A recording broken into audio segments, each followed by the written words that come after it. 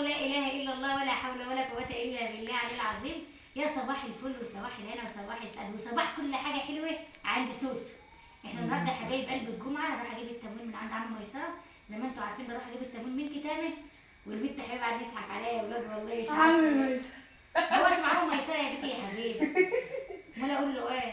وجيت ايه عند طبعا عند ست الكل الخير بتاعت البيت البركه بتاعت البيت. جيت ازورها وايه وقلت لها ايه بما اني بقى يا سوسو ما اتصورتش معاكي من زمان، تعالي يلا خش معايا كده خطوه جريئه واتصوري معانا فيديو كده حلو بحبكم وبدعمكم. طبعا هنشجع سوسو معانا وقناتنا تكبر بكم وبحبكم يا حبايب قلبي. وقولوا لسعديه تيجي ايه تتوصى بينا وتيجي تقعد معانا يومين عشان البنت حبيبه مش هتخليها تيجي حبايب قلبي. كذا كومنت كده اللي عاوزها يجي ياخد، اللي عاوزها يجي يقعد معانا. ازيكم يا حبايب قلبي وكل عام وانتم طيبين. بيقولوا لي احنا في شعبان كل عام احنا في وانتم رجب يا طيبين. سوسو. في رجب ايوه ما انتش عارفه احنا في رجب يا رجب كل عام وانتم طيبين. يجي رجب بالسلامه وشعبان وبلغنا رمضان بالخير وبالفرح يا رب احنا وانتم وكل الناس. ازيكم يا حبايبي عاملين ايه؟ طبعا ديت علا بنت انا كنت مش عايزه اتصور مع حد خالص خالص.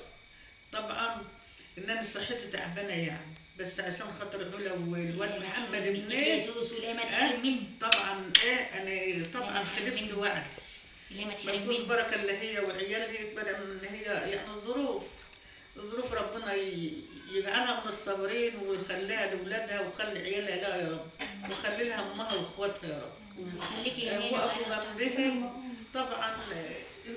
رمي يحملها عليكم وعلى الله كله. عارفوا ميزان حسناتكم يا حبايب قلبي والله.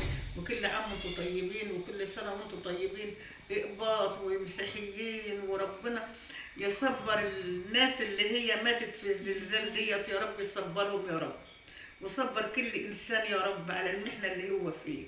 طبعا احنا زعلانين على الناس دي كلها والله زعلانين. واللي يمكن انا زاد عليا المرض علشان ربنا يا رب يعافي اللي موجودين وارحم الميتين يا رب يا رب العالمين. ويخليكم وملكوش بركه الا علا وعيالها. طبعا تعرفين بنتها تعبانه وربنا يخلي لها عيالها يا رب وادها الصحه ويعينها عليهم يا رب. ربنا يديك الصحه يا ربنا يعينها عليهم ويخلي لها امها بردك واخواتها سندها في دنيتها برضه. ومش كل يعني واحد بيقول شيل بعينك تلاقي غيرك متطلقين كتير يعني. مش جت عليها ولا على خلافها بس كل حي ربنا يسهلها له واصلح ويهدي كل عاصي يا رب. يهدي العالم كله يهدي ليها ولخالتها ولكل العالم يا رب. والنبي يا رب مفيش عنهم من الغمه ديت بقى. هو ده كاس ودرع الناس يعني. ونسبه الطلاق كانت كتيره فيها كتيره ان البنت بتتجوز صغيره والراجل مثلا كده وما حدش عارف معنى الحياه بقت مره. وكل الناس النهارده اللي بتتجوز ومع عيالات بتفل من غلا الدنيا. كل عام وانتم طيبين يا حبايبي وملكوش بركه الا بس يا سيدي هو العيال ذنبها ايه؟ ما العيال اللي بتبقى ضحايا هم ضحايا الام والاب. العيال ما اختارتش امها وابوها يا بنتي، بس الاختيار بيجي من الاول. هقول هو النصيب احنا بنختار غلط ما بنفكرش. وكان مثل بيقول لك قبل ما تناسبي حاسبي. فعلا والله يا نانا قبل ما تناسبي حاسبي شوف الاصل. وكده كان زمان بيقول لك ايه يعني لو مهما تبقى يعني العمر بيمول لا يعني كده ما نقول البنت كبرت لا ما كبرتش. هي المفروض لما كبرت بقى ما اتجوزتش. بس هو المفروض والصح الواحد ما يعدي ال 20 سنه عشان تبقى ده كل الحياه. يا حبيبه قلبي النهارده كنت بروحي اخبر غلط ان تجوز سنه 17 18 19 سنه ده غلط. ده انا بتخلص مرحله المدرسه بتتجوز مش عارفه معنى عيشه الراجل ولا الراجل عرف معنى عيشتها. المفروض ان الواحد لما يكون عندها عيله ما تستعجلش عليه. وقبل ما تناسب وتحط ايدها في اي ايد حد تعرف اصله وفصله. تعرف عنده اصل. بيقول لك بيقول لك خدي بنت الاكابر الزباري. خدي بنت الاكابر زباري. ليه؟ انها بنت اكابر هترد عليها عندها اصل عندها فصل. اهلها هتعرف ترد عليه. اما تروحي مثلا تاخدي واحد بردك ما عندوش اصل وما عندوش فصل ما تعرفش ترد عليه لانه ما حد لا ام ولا اب ربوه. لكن لما تاخد واحد متربي ومتعلم وعارف ربنا وعارف دينه وده كويس. لكن احنا اي حد بخبط على الباب ويقول يلا البت هتبور لا الزقوم. لا والله. انت عارفه متجوز سن 20 سنه 22 5 عرفت معنى الحياه. سن صغير يا بنتي ما ينفعش. لا لسه العيال في دماغتهم، عيال بتلعب في الشارع اطلع جوزها. ما ينفعش يا بنتي. ده كله يعني انت على ما جبت السن كنت معاكي 3 عيال. فعلا والله انا عندي 31 سنه، الكبير بتاعي عنده 12 سنه. 3 عيال. هل انت مش متجوزه لسه؟ كنت لسه في المدرسه صغيره؟ لا هو كنت كنت متجوزه مخلصة. 20 سنه. طيب 20 سنه ما عرفتش معنى الحياه. امك وابوك انت حبيبه قلبي وراحي. هو كده يعني. انا بدور على اي حد قبل ما نناسب النهارده نحاسب ونشوف اصل الراجل ايه واصل دي ايه واصل دي عشان تعرفي تمشي.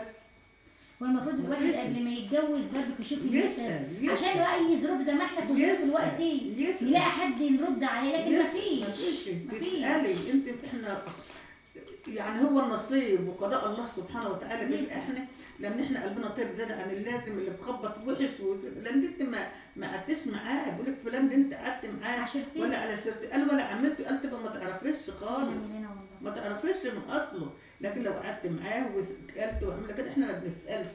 عيبنا ان احنا ما بنسالش، بنسرع بنندم. احنا اللي بنندم. احنا اللي بنندم النهارده واحنا اللي بنشتغل على دماغتنا. انت معاك 3 عيال اهو متحطمه والله. متحطمه به.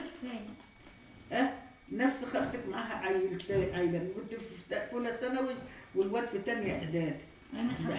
متحطمه بهم. ليه؟ بحاسبوها على اي كلمه الواد بيقولها.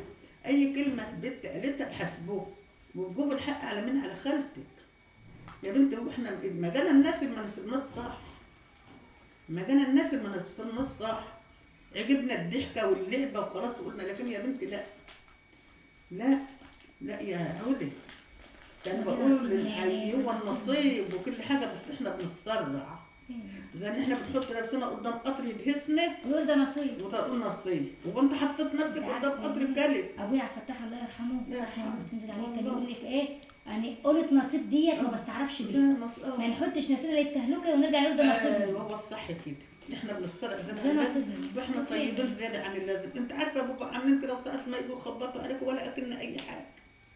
لان احنا قلبنا طيب ما عندناش غل ولا حد لحد وبنحب الناس. بس الناس ما تعرفش تتحب يا بنتي. يلا ربنا يسهل لعبيد. ربنا يسهل لعبيد ويعينك عليهم يا بنتي ويعينك على تربيتهم. وشفت يما هيتربوا حلوين قوي. بحبهم ووقفتهم جنبك وهيتربوا حلوين. مش والله هي امك اللي على باب الله عياله احسن من اللي قاعدين في سرايات. ناس حابه بعضها وايدينا في ايدين بعضها. فهمت يما؟ وربنا يصلح حالكم يا بنتي يا رب. اللهم امين يا رب العالمين. اسالي يا